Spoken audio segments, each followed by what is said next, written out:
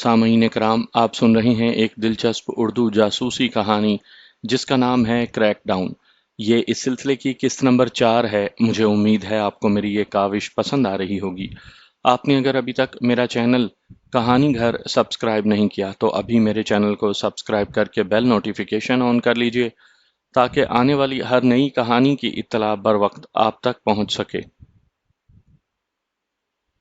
عین ان لمحات میں جب کیپٹن تارا چند اور اس کے جوان شمشیر نگر پر حملہ آور ہوئے تھے، 3-4 گھنٹوں کی تباہ کن بمباری کے بعد ہزاروں کی تعداد میں بھارتی فوج کے جوان، جنہیں نزدیک دور سے یہاں اکٹھے کیا گیا تھا، پہاڑی جنگل پر دھاوا بول رہے تھے، جس پر جگہ جگہ آگ کے شعلے اور دھوئیں کے بادل اٹھ رہے تھے۔ اس جنگل پر اتنی زبردست گولہ باری کی گئی تھی کہ یہاں شاید کوئی پرندہ بھی زندہ نہ بچا ہوگا۔ اپنے خوف پر قابو پانے کے لیے بھارتی فوج کے جوان، جو جلتی ہوئی لکڑیوں کے چٹخنے کی آوازوں سے بھی سہم جاتے تھے، الٹے سیدھے جاپ کر رہے تھے۔ بظاہر وہ یہی تاثر دے رہے تھے کہ صبح کی پرارتھنا کر رہے ہیں، لیکن اصلیت کیا تھی، اس کی گواہی ان کے چہروں پر لکھی تھی۔ دوپہر گئے تک ان کا یہ آپریشن جاری رہا۔ جنگل میں شاید ہی کوئی ایسا ہو جہاں بھارتیوں کی لائی ہوئی تباہی کے آثار دکھائی نہ دے رہے ہوں۔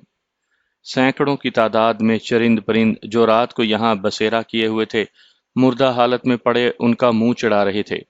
انہیں ایک بھی مجاہد کی لاش نہیں ملی تھی، البتہ اس بات کے ثبوت ضرور مل گئے تھے کہ یہاں مجاہدین کے 2 خفیہ ٹھکانے موجود تھے، جنہیں انہوں نے بڑی تیزی اور ہنگامی حالت میں خالی کر دیا تھا۔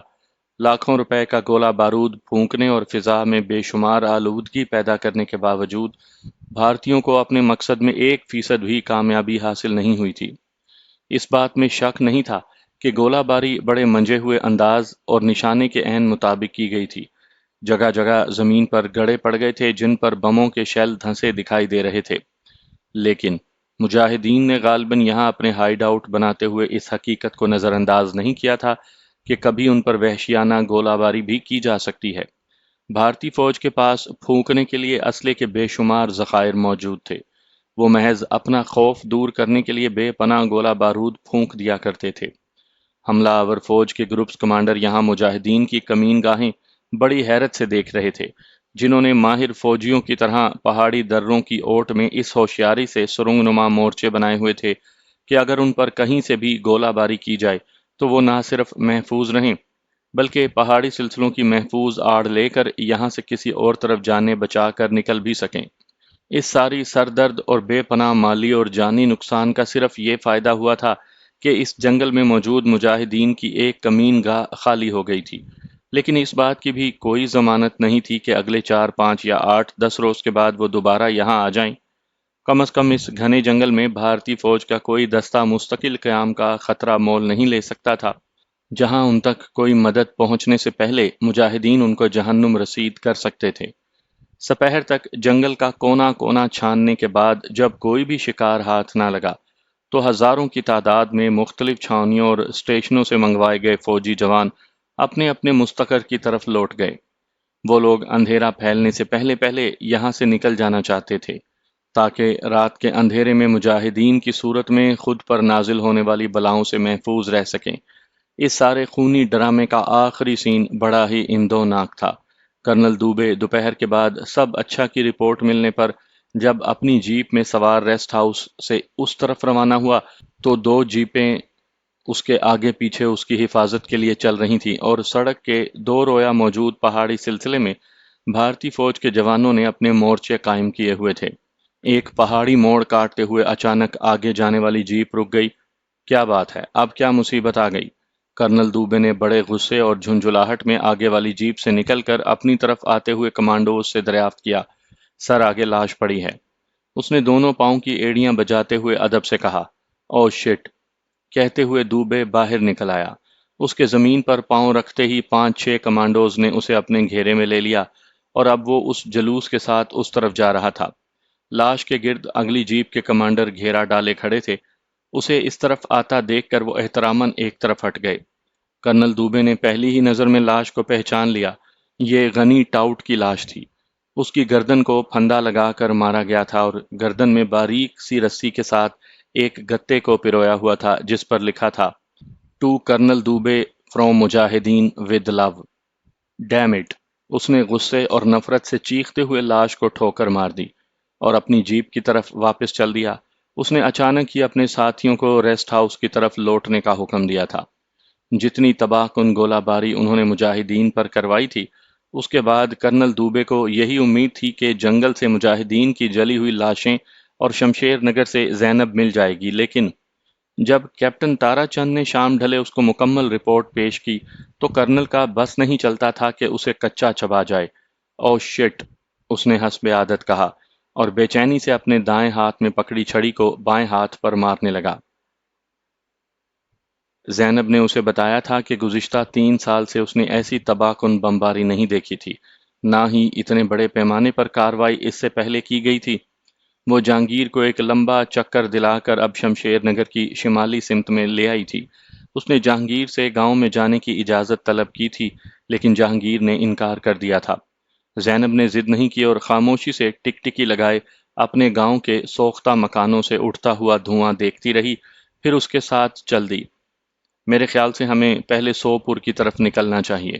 جہانگیر نے اپنی رائے پیش کی۔ اسے امید تھی کہ سوپور میں ضرور اس کا رابطہ مجاہدین سے ہو جائے گا۔ وہ جلد از جلد اپنے ساتھیوں کی خیریت سے آگاہ ہونا چاہتا تھا۔ اس بات کا تو اسے علم تھا کہ حفیظ شہید ہو چکا ہے، لیکن باقی ساتھیوں کا کیا ہوا؟ خدا نخواستہ اس تباہ کن گولہ باری نے انہیں اپنی خفیہ کمین گاہوں میں تو نہیں آ لیا؟ یہ سوچ ہی اس کے لیے بڑی اذیت ناک تھی۔ انہوں نے جس برفیلے جہنم کو عبور کیا تھا اور جس طرح اپنی جان جوکھوں میں ڈال کر یہاں تک پہنچے تھے، اس کے بعد کچھ کیے بغیر شہید ہو جانا ان کے لیے بہت پریشان کن تھا۔ اس کا دل گواہی دے رہا تھا کہ کمانڈر مختار کی موجودگی میں ضرور اس کے ساتھی محفوظ رہے ہوں گے۔ کمانڈر مختار کو مجاہدین میں ٹائیگر مختار کی حیثیت سے جانا جاتا تھا۔ بھارتی فوج کے نرغے سے نکلنے کے بعد وہ ریکارڈ قائم کر چکا تھا۔ متعدد مرتبہ ایسا بھی ہوا کہ وہ بھارتیوں سے چند گز کی دوری پر فائرنگ کرتا بھاگ جانے میں کامیاب ہو گیا۔ جہانگیر کے ساتھ آنے والے ایک مجاہد نے اسے کمانڈر مختار کے متعلق بتایا تھا کہ ایک مرتبہ وہ بھارتی بی ایس ایف کی گرفت میں آنے کے بعد انہیں جل دینے میں کامیاب ہو گیا تھا۔ وہ اکثر اپنے ساتھیوں سے کہا کرتا تھا کہ بھارتی فوج اسے زندہ گرفتار کرنے کی حسرت لے کر ہی رہ جائے گی اور وہ انشاءاللہ کبھی جیتے جی ان کے ہاتھ نہیں لگے گا۔ جہانگیر کے ساتھ آنے والے مجاہدین میں سے ان کا صرف ایک ساتھی 2-3 مرتبہ پہلے بیس کیمپ تک آ چکا تھا، لیکن اس کا تعلق سری نگر سے تھا۔ وہ بھی مقامی علاقے کو زیادہ نہیں سمجھتا تھا۔ شاید قدرت نے انہیں اس سانحے سے بچانے کے لیے حادثاتی طور پر کمانڈر مختار سے ملا دیا ہو۔ اس نے سوچ کر اپنے دل کو تسلی دی۔ جہانگیر کو اس بات کا علم تھا کہ سوپور، بانڈی پورہ اور کپواڑہ میں مجاہدین کی پوزیشنیں بہت مضبوط ہیں اور وہ بھارتی فوج کے لیے گزشتہ 3 سال سے مسلسل چیلنج بنے ہوئے ہیں۔ صبح ہو چکی تھی اور وہ دونوں گزشتہ 24 گھنٹے سے کچھ کھائے پیے بغیر عازم سفر تھے۔ جہانگیر نے گن اپنے فیرن میں اس طرح چھپا رکھی تھی کہ وہ اس کے جسم کا ایک حصہ بن چکی تھی۔ اسے اپنی فکر تو نہیں تھی، لیکن اس بات کا احساس ضرور تھا کہ زینب مجاہدہ ہونے کے علاوہ ایک عورت بھی ہے، جس نے اپنے 2 پیاروں کی لاشوں کو اپنے ہاتھوں گزشتہ 2 دنوں میں دفنایا ہے۔ اسے بہرحال آرام اور کچھ کھانے کی ضرورت تھی۔ جہانگیر نے اس کے چہرے کی کیفیات سے اندازہ کر لیا تھا کہ زینب اب صرف اپنی قوت ارادی کے بل پر سفر کر رہی ہے۔ اس کی جسمانی حالت بہت خستہ ہو رہی تھی۔ میرے خیال میں ہمیں کچھ آرام کر لینا چاہیے۔ اس نے جان بوجھ کر ہم کا لفظ استعمال کیا تھا۔ جہانگیر زینب کو یہ احساس بھی نہیں دلانا چاہتا تھا کہ وہ اسے کمزور سمجھ کر یہ بات کہہ رہا ہے۔ جیسے آپ کی مرضی۔ زینب کے ہونٹوں پر جانے کہاں سے پھیکی سی مسکراہٹ آ گئی تھی۔ میرے پاس کچھ پیسے ہیں، نزدیک اگر کوئی بازار ہے تو میں کچھ خرید لاتا ہوں، اس نے زینب سے پوچھا۔ زینب اسے سڑک کے ساتھ ساتھ لیکن پہاڑیوں میں سفر کرتی ہوئی اس طرف لائی تھی۔ اس نے جان بوجھ کر یہ راستہ اختیار کیا تھا۔ جہانگیر جانتا تھا کہ پولیس اور فوج کے تمام ناکے سڑک کے ساتھ ساتھ ہی لگے ہوئے تھے اور یہ لوگ کم از کم اس علاقے میں پہاڑیوں میں گھومنے یا ناکے لگانے کا خطرہ مول نہیں لے سکتے تھے۔ اس صورت میں وہ مجاہدین کا بہترین نشانہ بن جاتے تھے۔ آپ کا بازار میں جانا شاید مناسب نہ رہے۔ بھارتی انٹیلی جنس نے سارے علاقے میں میری تلاش میں جاسوسی کا جال پھیلا رکھا ہوگا۔ کسی اجنبی کو تو وہ لوگ کبھی معاف نہیں کرتے۔ مقامی آبادیوں میں انہیں ٹاؤٹ مل جاتے ہیں جو کسی بھی بازار اور گلی محلے میں کوئی ناشناسا چہرہ دیکھنے پر یہ اطلاع آگے پہنچا دیتے ہیں۔ اب کسی پر اعتبار بھی تو نہیں کیا جا سکتا۔ ہمارے گاؤں میں کسی کے وہم و گمان میں بھی یہ بات نہیں آ سکتی تھی کہ چاچا غنی آستین کا سانپ بن جائے گا۔ زینب نے اسے خبردار کیا۔ اس کی دانش پر جہانگیر نے دل ہی دل میں اسے داد دی۔ واقعی وہ مجاہدہ تھی۔ ایک تجویز میرے ذہن میں آئی ہے۔ اس نے کچھ سوچتے ہوئے دوبارہ کہا۔ کیا؟ جہانگیر نے بے چینی سے دریافت کیا۔ ہم بابا شکر الدین کی زیارت پر جاتے ہیں۔ یہاں چونکہ نزدیک دور سے زائرین آتے رہتے ہیں، اس لیے شاید ہمارا کوئی خاص نوٹس نہ لیا جائے۔ اگر وہاں کوئی شناسا چہرہ دکھائی دیا تو میں کوشش کروں گی کہ اس سے رہنمائی حاصل کر لوں۔ مجھے اکثر مجاہدین سے شناسائی ہے جنہیں میں اپنے بھائی کے ساتھ دیکھا کرتی تھی۔ یہ لوگ یقیناً مجھے بھی پہچانتے ہوں گے۔ میرا اندازہ ہے کہ ایسی جگہوں پر اگرچہ انٹیلیجنس والوں نے بھی اپنا جال پھیلایا ہوتا ہے، لیکن مجاہدین بھی، خصوصاً جن کا تعلق دوسرے علاقوں سے ہوتا ہے، آپس میں ملاقات کرتے ہیں۔ آج کل چونکہ بابا شکر دین کا عرس چل رہا ہے، اس لیے یہاں بازار بھی سجا ہوگا اور زیادہ لوگوں کی آمد و رفت بھی ہوگی۔ زینب نے اسے اپنے منصوبے سے آگاہ کیا۔ لیکن تمہیں بھارتی بھی تو پہچان سکتے ہیں۔ جہانگیر نے خدشہ ظاہر کیا۔ نہیں، میں اپنے چہرے کو چھپا کر رکھوں گی۔ عموماً یہاں آنے والی عورتیں پردے میں ہی ہوتی ہیں، اس لیے کسی کو اعتراض بھی نہیں ہوتا۔ نہ ہی وہ خدا نخواستہ ابھی اتنی جرأت کر سکتے ہیں کہ کسی مسلمان عورت کے چہرے سے چادر ہٹانے کے لیے کہیں۔ زینب کے جواب نے اسے مطمئن کر دیا تھا۔ دونوں اب یہاں سے 3 کلومیٹر دوری پر واقع بابا شکر دین کی زیارت پر جا رہے تھے۔ وہ سوپور میں موجود تھے اور اس سے بہتر جگہ انہیں اور کوئی میسر نہیں آ سکتی تھی۔ ایک قدرے محفوظ جگہ سے وہ پہاڑی سلسلے سے نکل کر سڑک پر آ گئے، جہاں سے دونوں نے سڑک عبور کی۔ جہانگیر نے سر پر گرم ٹوپی رکھی تھی اور اپنے منہ اور سر کو بھی ایک گرم مفلر سے اس طرح ڈھانپ رکھا تھا کہ وہ بظاہر سردی سے بھی محفوظ تھا اور اس کا چہرہ بھی دوسروں کی نظروں سے پوشیدہ تھا۔ زینب نے بھی اپنے چہرے کو اس طرح ڈھانپ لیا تھا جیسے عورتیں پردہ کیا کرتی تھیں۔ دونوں ایک دوسرے کے ساتھ ساتھ بظاہر اس طرح چل رہے تھے جیسے وہ دونوں بھی دوسرے لوگوں کی طرح کسی نزدیکی علاقے سے اس زیارت پر آئے ہوں۔ 3 کلومیٹر کے اس فاصلے کو اس نے دل کی تیز تیز دھڑکنوں اور تیز تیز قدموں کے ساتھ طے کیا۔ اس درمیان 4 جگہ انہیں بی ایس ایف کی چوکیاں دکھائی دیں، لیکن کسی وقتی مصلحت کے تحت ابھی تک بھارتی انٹیلیجنس والے یہاں سے گزرنے والے ہر شہری کی تلاشی لینے کا خطرہ مول نہیں لیتے تھے۔ انہیں اس بات کا ڈر تھا کہ اس طرح یہاں مزید اشتعال پھیل جائے گا اور لوگ اسے مذہبی معاملات قرار دے کر جلوس نکالیں گے۔ سوپور کو مجاہدین کا شہر کہا جاتا تھا۔ اس شہر کی قریباً 2 لاکھ آبادی تھی اور یہاں جب کسی شہید کا جنازہ یا جلوس نکلتا تو 1.5 لاکھ سے کم تعداد اس کی نہیں ہوتی تھی۔ بھارتی جانتے تھے کہ یہاں کا ہر گھر مجاہدین کا قلعہ ہے۔ یہی وجہ ہے کہ انہوں نے یہاں اپنے مخبروں کی تعداد بھی بہت زیادہ رکھی ہوئی تھی۔ دونوں خدا خدا کر کے بابا شکر دین کی زیارت پر پہنچ چکے تھے۔ یہ وہی علاقہ تھا جہاں رسوائے زمانہ ویٹ لیب ریسٹ ہاؤس موجود تھا۔ اسی انٹیروگیشن سینٹر میں کرنل دوبے مجاہدین کے ہاتھوں لگے زخم چاٹ رہا تھا۔ جہانگیر نے یہاں پر سجی دکانوں میں سے ایک سے کھانے کے لیے کچھ خریدا اور کشمیری قہوہ کی ایک کیتلی بھی بھر کر لے آیا۔ دونوں نے زیارت گاہ کے ایک کونے میں بیٹھ کر بڑی بددلی سے یہ سب کچھ زہر مار کیا۔ دونوں کا ہی دل کچھ کھانے کو نہیں چاہ رہا تھا، لیکن جہانگیر کو اب احساس ہوا تھا جیسے یہ اس کی زندگی کا سب سے اہم اور خوشگوار حادثہ بن گیا تھا۔ زینب کے لیے اس کے دل میں موجود بے پناہ عقیدت پر اب ایک اور جذبہ بھی شدت سے غالب آنے لگا تھا۔ ابھی وہ اس جذبے کو نام دینے کے لیے تیار نہیں تھا، لیکن اسے احساس ہونے لگا تھا جیسے بڑے نامحسوس انداز میں زینب نے اس کے دل و دماغ پر اپنی گرفت بڑی مضبوط کر لی تھی۔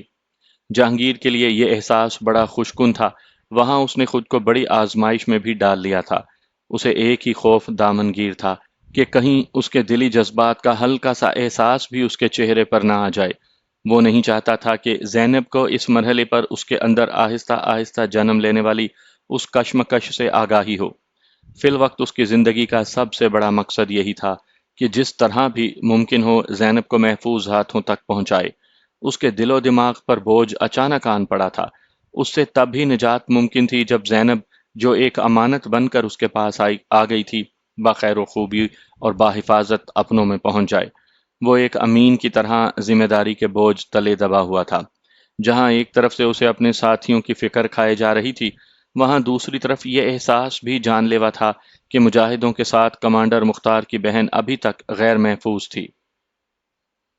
دونوں نے بہت کم کھایا تھا، لیکن قہوے نے ان کے بدن میں قدرے حرارت اور زندگی کا احساس پیدا کر دیا تھا، ورنہ تو یہاں کی سردی خون منجمد کیے دیتی تھی۔ جہانگیر نے فیرن پہنے اور کانگڑیاں سنبھالے اپنے گردا گرد چکر لگاتے کشمیریوں میں سے دو تین کو مارک کر لیا تھا۔ اس کی چھٹی حس نے بتا دیا تھا کہ ان میں بھارتی انٹیلیجنس کے لوگ موجود ہیں، اور گزشتہ رات والے مارکے کے بعد سے بھارتیوں کو 100% امید ہوگی کہ اس طرف کوئی نہ کوئی مجاہد پناہ لینے آئے گا۔ یہی سوچ کر انہوں نے شاید زیارت گاہ پر معمول سے زیادہ سخت چیک رکھا ہوا تھا، لیکن کیا مجاہدین نے اس مفروضے پر غور نہیں کیا ہوگا؟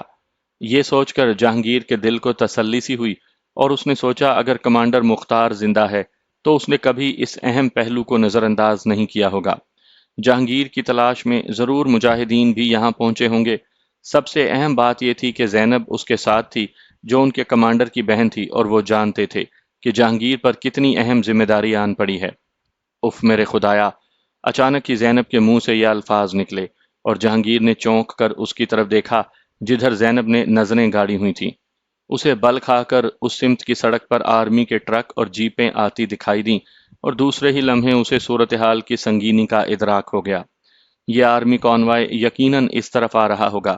گو کہ بھارتی فوج کی یہ معمول کی پریکٹس تھی، وہ کسی بھی لمحے کسی بھی علاقے کو گھیرے میں لے کر وہاں کی ساری آبادی کو ایک جگہ اکٹھا کر لیا کرتے تھے۔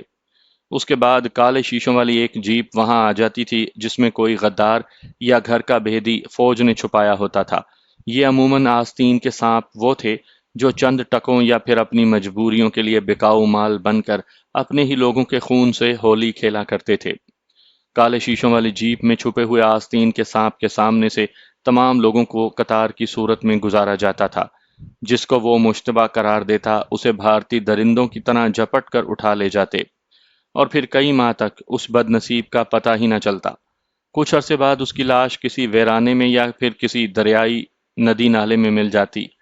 ایسے مشتبہ کو بھارتی مجاہدین انٹیلیجنس وحشیانہ انداز میں تفتیش کے مراحل سے گزارتی۔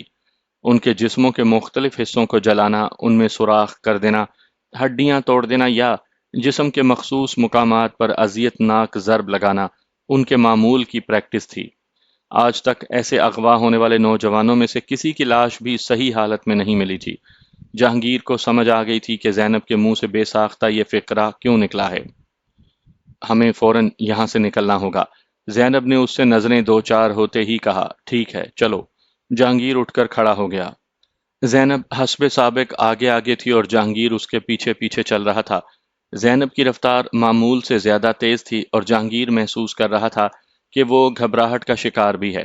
اسے اب ایک ہی خوف دامنگیر تھا کہ کہیں یہاں موجود کسی سفید پوش کو یہ گھبراہٹ شک میں مبتلا نہ کر دے۔ یہ سوچ کر وہ تیزی سے قدم بڑھاتے اس کے ساتھ ساتھ چلنے لگا۔ زینب حوصلہ رکھو، انشاءاللہ کچھ نہیں ہوتا۔ میرے جیتے جی کسی کی جرت نہیں کہ تمہاری طرف میلی آنکھ سے بھی دیکھ سکے۔ خود کو سنبھالو، اللہ تعالیٰ نے ہمیں ایک بڑی آزمائش سے سرخرو کر دیا ہے، انشاءاللہ ہم اس آزمائش میں بھی کامیاب رہیں گے۔ اس کے لہجے کا اعتماد زینب کے رگو پے میں سرائیت کر گیا تھا۔ اچانک ہی گھبرائی ہوئی زینب نے یوں محسوس کیا جیسے اس کے جسم میں کوئی برقی رو سرائیت کر گئی ہو۔ اس کی ساری گھبراہٹ کافور ہو گئی۔ ایک کرشمہ ہو گیا تھا۔ جہانگیر کے کہے چند الفاظ کھویا ہوا اعتماد لوٹانے لگے تھے، اور دوسرے ہی لمحے ایک مکمل مجاہدہ بن چکی تھی۔ ایک مرتبہ پھر وہ نپے تلے قدموں سے بڑے اعتماد کے ساتھ اپنی منزل کی طرف گامزن تھی۔ اگر ہمارے یہاں سے نکلنے سے پہلے وہ لوگ یہاں پہنچ جائیں تو تم فوراً مجھ سے الگ ہو جانا۔ میں کوشش کروں گا کہ جتنی دیر ممکن ہے ان کا مقابلہ کروں۔ اس درمیان کچھ لوگوں کو تو بچ نکلنے کا موقع ملے گا۔ جہانگیر اتنا کہہ کر اس کا جواب سنے بغیر اس کے اور اپنے درمیان فاصلہ رکھ کر چلنے لگا۔ فوجی قافلے کو یہاں تک پہنچنے میں بمشکل چند منٹ اور لگتے۔ زینب نے قدرے محفوظ اور گنجان راستہ اختیار کیا تھا۔ گو کہ وہ بڑی پر اعتماد تھی، لیکن اسے محسوس ہو رہا تھا کہ شاید وہ فوجیوں کے وہاں پہنچنے تک یہاں سے نہ نکل پائیں۔ اچانک ہی ایک آواز نے اس کے قدم تھام لیے۔ زینب! آواز شناسا تھی۔ چلتے چلتے اس نے غیر اختیاری انداز میں گردن گھمائی تو اپنے دائیں طرف عابد کو موجود پایا۔ اس کے چچا زاد بھائی کمانڈر مختار کے ساتھی کو قدرت نے تائید غیبی بنا کر بھیج دیا تھا۔ عابد تم؟ زینب نے مسرت اور حیرت کے ملے جلے لہجے میں کہا۔ جہانگیر ان کے نزدیک آ گیا تھا۔ میرے پیچھے آؤ، اس نے مزید سوالوں سے بچنے کے لیے کہا۔ جہانگیر نے استفہامیہ نظروں سے زینب کی طرف دیکھا جس نے اسبات میں گردن ہلا دی۔ عابد آگے آگے تھا اور دونوں اس کے پیچھے۔ وہ اچانک ہی ایک گلی میں گھوم گیا۔ یہ راستہ بلندی کی طرف جا رہا تھا۔ 3-4 منٹ تک تیز رفتاری سے چلنے کے بعد وہ اچانک ہی ایک مکان کے کھلے دروازے میں داخل ہو گیا۔ دروازہ شاید ان کو دیکھ کر کھولا گیا تھا۔ جہانگیر کی حیرت اور خوشی کی انتہا نہ رہی۔ ان کے سامنے کمانڈر مختار کھڑا تھا۔ مختار؟ جہانگیر نے حیرت اور خوشی کے ملے جلے جذبات سے کہا۔ جہانگیر تم؟ الحمدللہ۔ دوسری طرف مختار کے جذبات بھی وہی تھے۔ دونوں ایک دوسرے سے گرم جوشی سے بغل گیر ہو گئے۔ باقی ساتھی کہاں ہیں؟ جہانگیر نے اس سے لپٹتے ہوئے اپنے دوسرے ساتھیوں کی خیریت دریافت کی۔ جہانگیر، میرے بھائی، مجھے بہت دکھ سے کہنا پڑ رہا ہے کہ ہمارے 2 ساتھی شہید ہو چکے ہیں۔ دشمن کی گولہ باری سے تو ہم محفوظ رہے تھے، لیکن جب انہوں نے حملہ کیا اور ہم پسپائی اختیار کر رہے تھے تو حالات ایسے نہیں تھے کہ ہم اپنا سارا سامان بحفاظت نکال سکیں۔ دونوں شہید ساتھی یہ نہیں چاہتے تھے کہ ہمارا سامان دشمن کے ہاتھ لگے۔ وہ دونوں بڑی گنیں اٹھا کر لے کر جانا چاہتے تھے۔ میں نے پہلے تو انہیں اجازت نہیں دی، پھر بادل نخواستہ انہیں اجازت دے دی۔ دشمن قریب آ رہا تھا۔ دونوں شہید شاید یہ سنہری موقع گنوانا نہیں چاہتے تھے۔ انہوں نے وہیں مورچے جما لیے اور ہم سے کہا کہ ہم نکل جائیں۔ ہم نے اندازہ کر لیا تھا کہ وہ دونوں اگر دشمن کو نہ روکتے تو شاید ہم میں سے کوئی بھی تمہارے ساتھ ملاقات کے لیے باقی نہ بچتا۔ انہیں بھی شاید اس حقیقت کا احساس ہو گیا تھا۔ اف میرے خدایا، مجھے تو اب احساس ہوا ہے کہ انہوں نے سامان اٹھانے کا تو صرف بہانہ بنایا تھا۔ جس طرف وہ موجود تھے شاید ادھر سے انہوں نے دشمن کو اپنی سمت آتے دیکھ کر اندازہ کر لیا تھا کہ اگر دشمن کو یہاں نہ روکا گیا تو ہم میں سے کوئی بھی زندہ بچ کر نہیں جانے پائے گا۔ جہانگیر بھائی وہ بہت عظیم نوجوان تھے۔ اپنے باقی ساتھیوں کو بچانے کے لیے وہ اللہ کی راہ میں قربان ہونے پر تل گئے تھے۔ ہمارے لیے وہاں ایک پل رکنا بھی ناممکن تھا، کیونکہ 3 سمتوں سے بھارتی ہماری طرف بڑھے چلے آ رہے تھے، اور چند منٹ اگر ہم مزید وہاں رکے رہتے تو شاید… اتنا کہہ کر وہ خاموش ہو گیا۔ اس کی آنکھوں میں آنسو آ گئے تھے اور اس کا گلا روندنے لگا تھا۔ جہانگیر ابھی تک استفہامیہ نظروں سے اس کی طرف دیکھ رہا تھا۔ شاید وہ اپنے ساتھیوں کے آخری لمحات کی کہانی سننا چاہتا تھا۔ مختار نے بڑی ہمت سے خود پر قابو پایا۔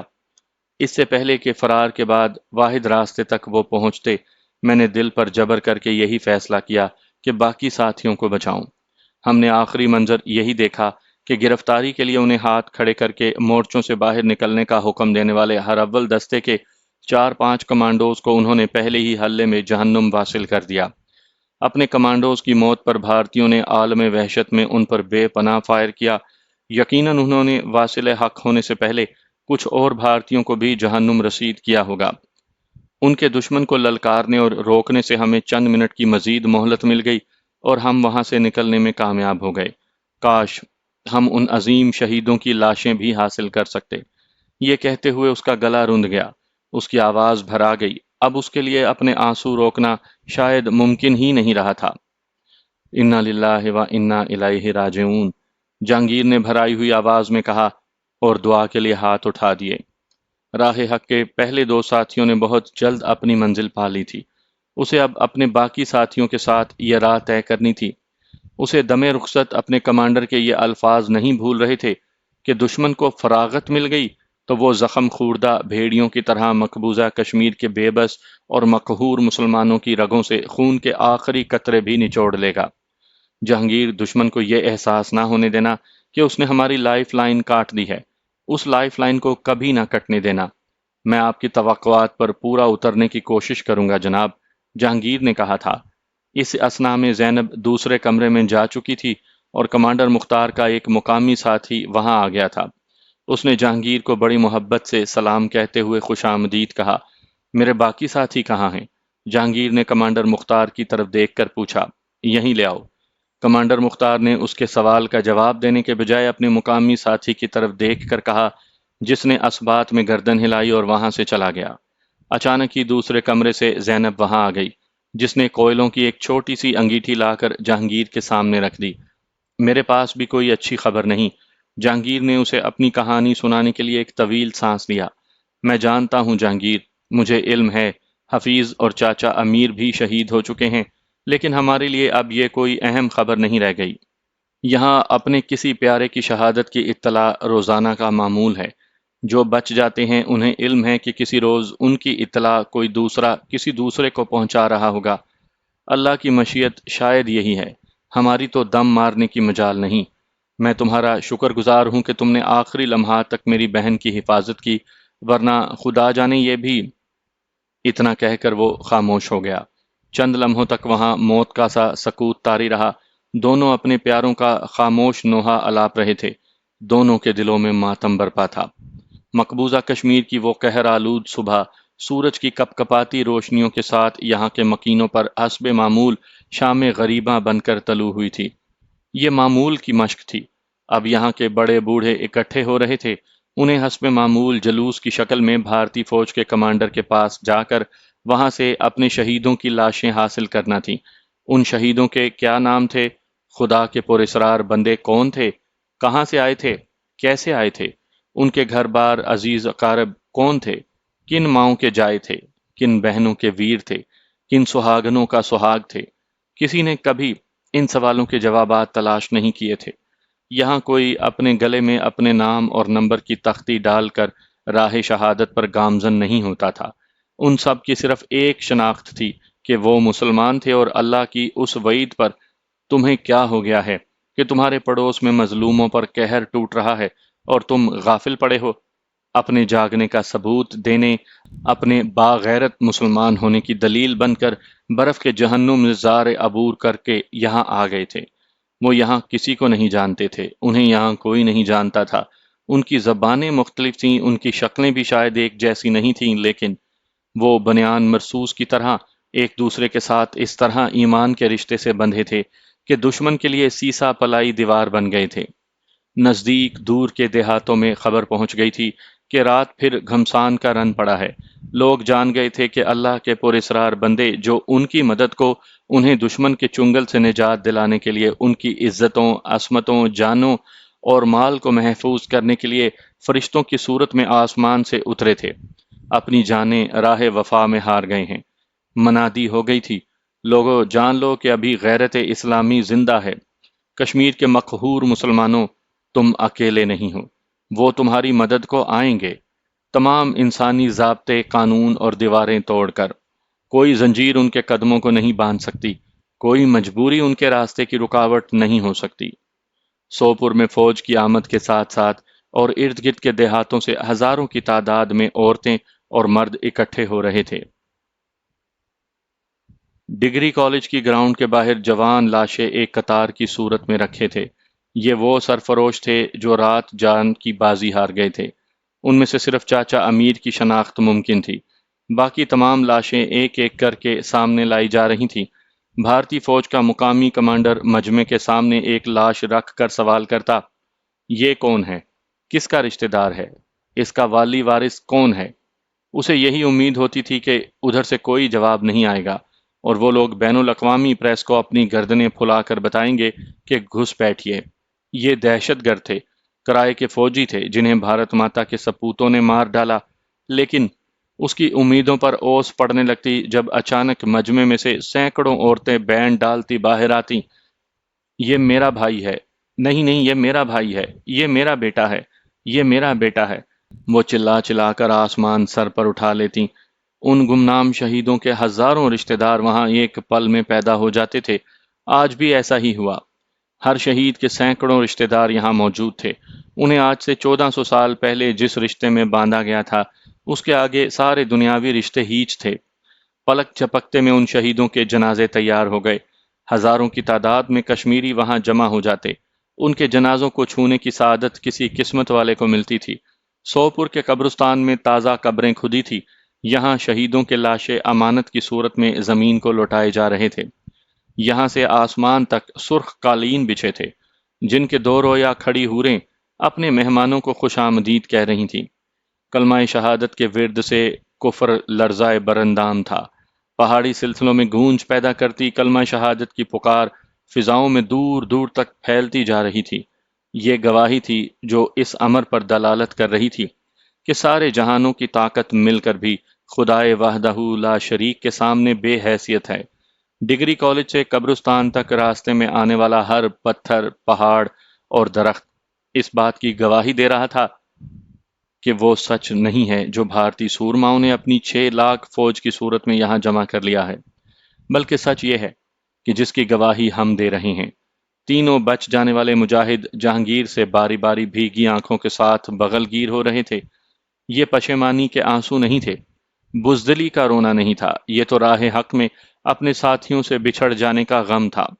کمانڈر مختار کی تقلید میں ایک مرتبہ پھر ان کے ہاتھ دعا کے لیے بلند ہوئے اور انہوں نے جہاں اپنے ساتھیوں کے درجات کی بلندی کے لیے خدا سے التجا کی، وہاں اس عزم کا بھی اعادہ کیا کہ وہ بھی بہت جلد راہ حق کی اس مسافت میں ان کے ہم رکاب ہوں گے۔ زینب ان سب کے لیے ایک مقامی مجاہدہ کے ساتھ قہوہ بنا کر لے آئی تھی۔ اس کے کمال ضبط پر جہانگیر دنگ تھا۔ کیا مجال جو دونوں بہن بھائیوں نے ایک مرتبہ بھی اپنی شہید ماں یا شہید چچا کا نوحہ الاپا ہو۔ کیا مجال جو ان کے رویے سے ایک ساتھ کے لیے بھی کسی کم ہمتی کی جھلک دکھائی پڑتی ہو۔ وہ اپنے مجاہد ساتھیوں کی خدمت کے لیے کمر بستہ تھے۔ ان کی ایک ہی خواہش تھی کہ ان غازیوں کی جتنی بھی خدمت ان سے ممکن ہے وہ کر لیں۔ محترم کمانڈر، بھائی منصور نے آخری لمحات میں یہ خط آپ کے لیے لکھا تھا۔ یہ کہتے ہوئے جواد نے ایک طے کیا ہوا کاغذ اسے تھما دیا۔ جہانگیر نے بڑی عقیدت سے بڑے حوصلے سے اسے کھولا اور پڑھنے لگا۔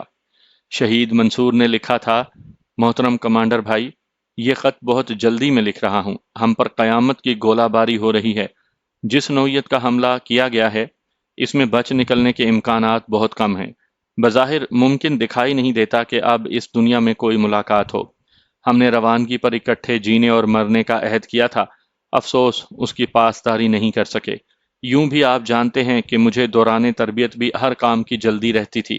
میں کوشش کروں گا کہ غازی بن کر یہاں سے نکلوں۔ اگر اللہ کی طرف سے بلاوا آ گیا تو اپنے شہید بھائی کی آخری خواہش ضرور پوری کرنا۔ ہم نے شمشیر نگر کی دشمنوں کے ہاتھوں تباہی کے بعد راہ کے مقامی مرکز کو تباہ کرنے کا فیصلہ کیا تھا۔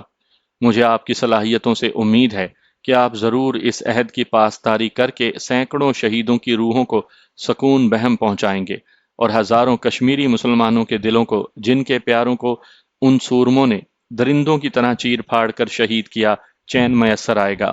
میری دعا ہے کہ اللہ تعالیٰ آپ کو سلامتی کے ساتھ واپس لے جائے۔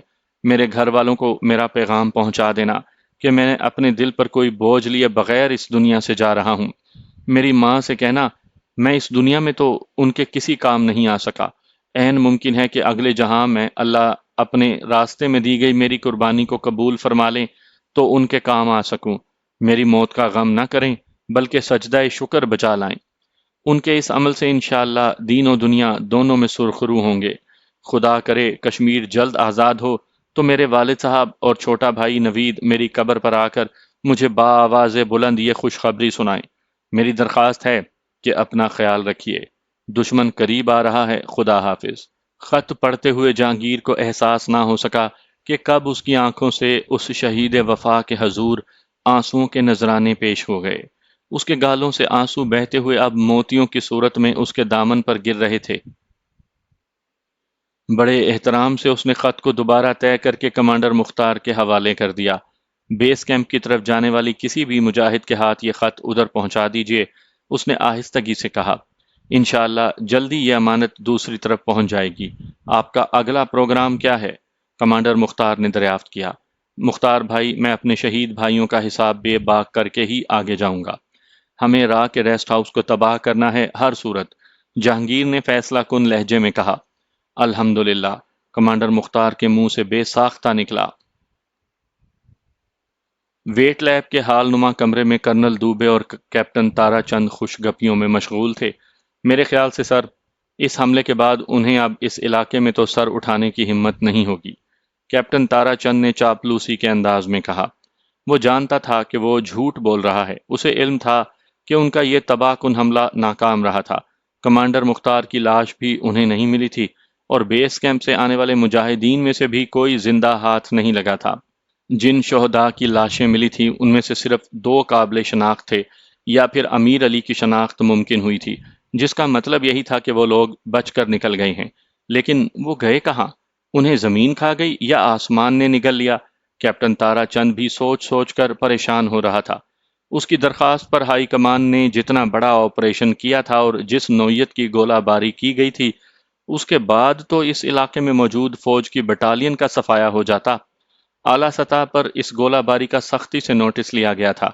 اس نوعیت کی گولہ باری اس سے پہلے اس علاقے میں کیا پورے کشمیر کے کسی علاقے میں نہیں کی گئی تھی، لیکن اب بھی انہیں مطلوبہ نتائج حاصل نہیں ہوئے تھے۔ کرنل دوبے نے یہ کہہ کر ان کی تسلی کروا دی تھی کہ اس سے ارد گرد موجود دہشت گردوں کا مورال ڈاؤن ہوگا اور اب انہیں کھل کر حملے کرنے کی جرأت نہیں ہوگی۔ اس کے باوجود اعلیٰ افسران ناک بھوں چڑھا رہے تھے۔ وہ تو ٹھیک ہے تارا چند، لیکن مجھے باہر صورت زینب چاہیے۔ جب تک میں اسے سبق نہیں سکھاؤں گا میرے دل کو چین نہیں پڑے گا۔ 6 نمبر والے او پی کی رپورٹ ہے کہ اس نے مرنے والے بوڑھے کے ساتھ ایک لڑکے اور لڑکی کو بھی دیکھا تھا۔ مجھے یقین ہے کہ وہ لڑکی زینب ہی تھی۔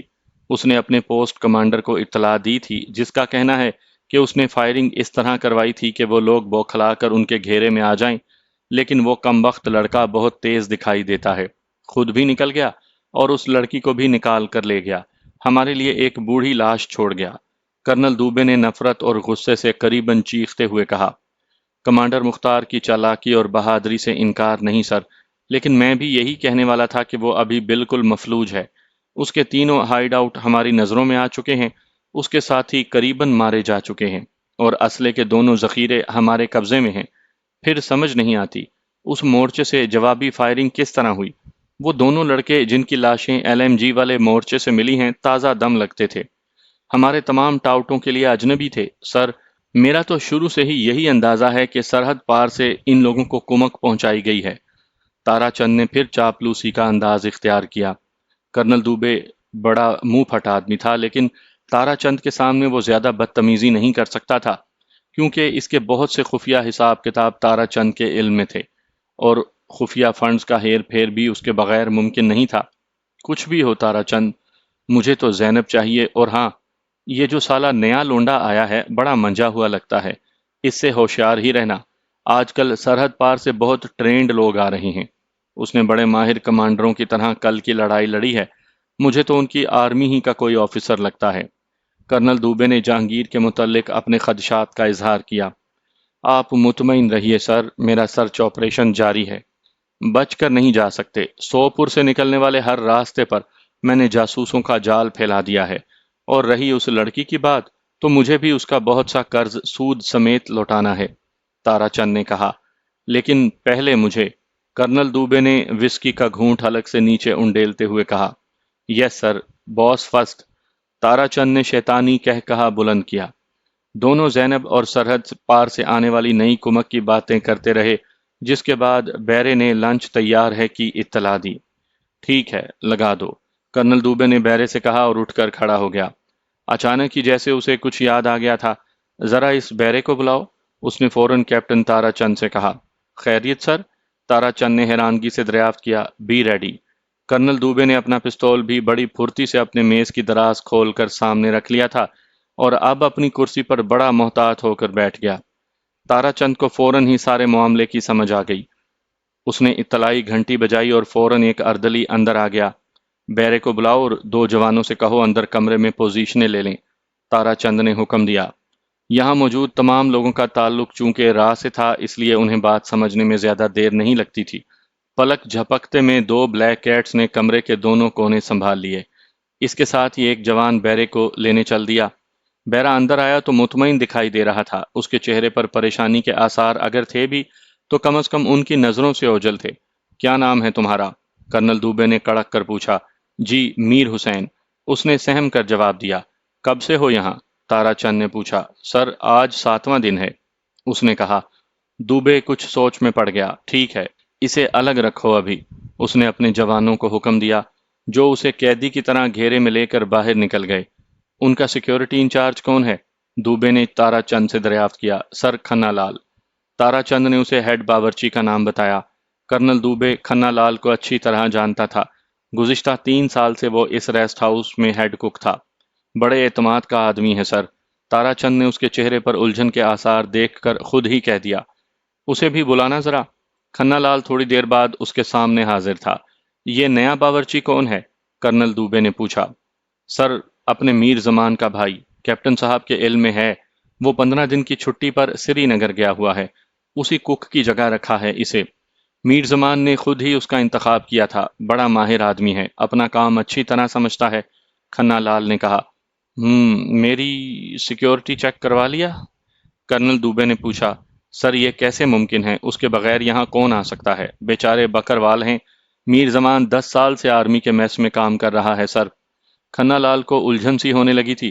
ٹھیک ہے، ذرا محتاط رہا کرو۔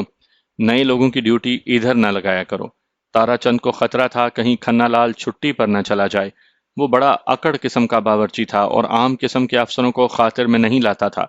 اگر کھنا لال بھی چلا جاتا تو انہیں دال روٹی اپنے لانگریوں کی تیار کردہ کھانی پڑتی، جس سے کم از کم تارا چند فاقے کرنا زیادہ پسند کرتا تھا۔